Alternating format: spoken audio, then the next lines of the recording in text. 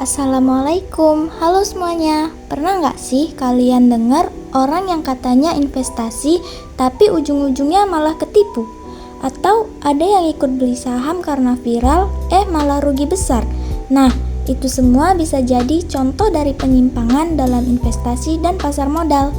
Di video ini kita bakal bahas apa itu penyimpangan dan bentuk-bentuknya supaya kita nggak gampang kejebak dalam investasi yang menyesatkan.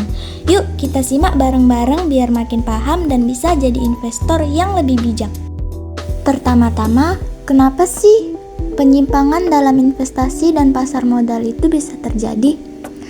Kecurangan atau penyimpangan dalam investasi dan pasar modal adalah segala bentuk tindakan tidak jujur, manipulatif, menyesatkan, atau melanggar hukum yang dilakukan oleh individu, kelompok, maupun lembaga dengan tujuan memperoleh keuntungan pribadi atau kelompok tertentu, biasanya dengan cara merugikan pihak lain, terutama investor yang kurang paham atau tidak berhati-hati. Tindakan ini dapat terjadi dalam berbagai bentuk, mulai dari penipuan skema investasi bodong, penyalahgunaan informasi orang dalam, hingga manipulasi harga saham dan penyebaran informasi palsu. Karena itu, penting bagi investor untuk memiliki literasi keuangan yang memadai, memahami risiko investasi, serta selalu mengecek legalitas dan transparansi pihak yang menawarkan produk investasi. Nah, apa aja sih bentuk-bentuk penyimpangan dalam investasi dan pasar modal? Bentuk penyimpangan dalam investasi yang umum terjadi yang pertama yaitu skema Ponzi atau investasi bodong. Investasi bodong ini biasanya menjanjikan keuntungan yang besar dan cepat tanpa resiko. Lalu dana investor baru digunakan untuk membayar investor lama dan biasanya tidak memiliki izin resmi dari OJK atau otoritas terkait.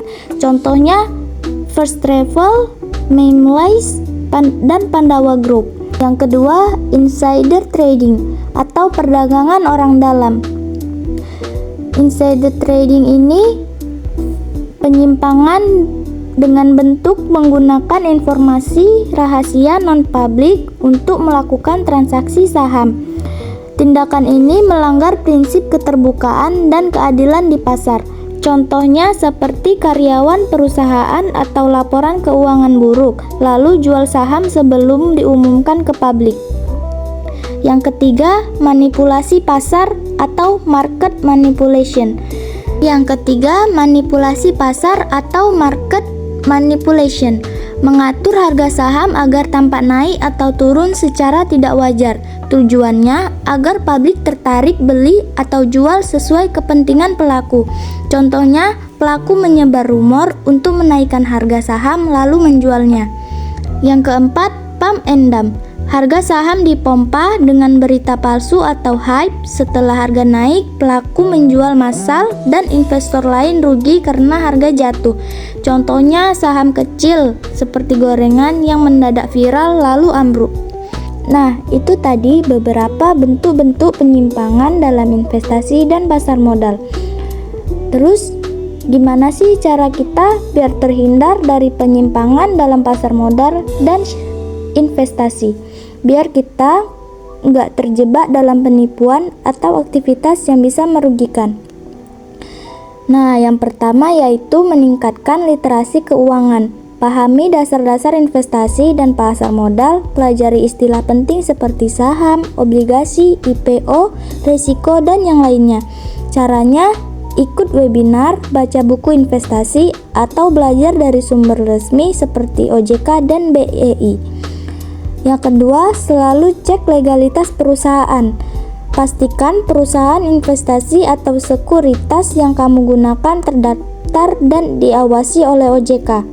Yang ketiga, jangan percaya janji untung besar tanpa resiko.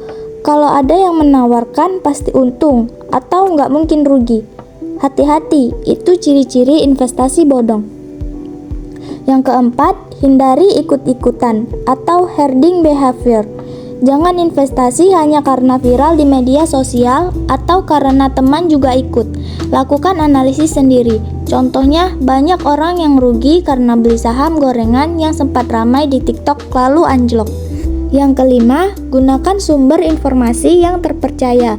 Ambil data dan berita dari situs resmi seperti IDX, OJK, CNBC, atau Kontan.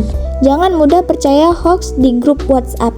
Yang keenam, jangan gunakan uang panas. Investasikan dana yang memang dialokasikan khusus untuk investasi, bukan uang kebutuhan sehari-hari. Contohnya, jangan pakai uang sewa rumah atau biaya kuliah untuk beli saham. Nah, itu tadi penjelasan tentang berbagai penyimpangan dalam investasi dan pasar modal. Mulai dari yang sifatnya psikologis kayak ikut-ikutan atau over percaya diri, sampai yang bentuknya kecurangan seperti insider trading dan manipulasi pasar. Semoga setelah menonton video ini, kita semua jadi lebih hati-hati dan bijak dalam berinvestasi. Ingat, jangan mudah tergiur janji manis dan pastikan kita selalu cek legalitas dan logikanya sebelum mulai investasi. Terima kasih udah nonton, semoga bermanfaat. Sampai jumpa di video selanjutnya dan tetap jadi investor cerdas ya. Assalamualaikum.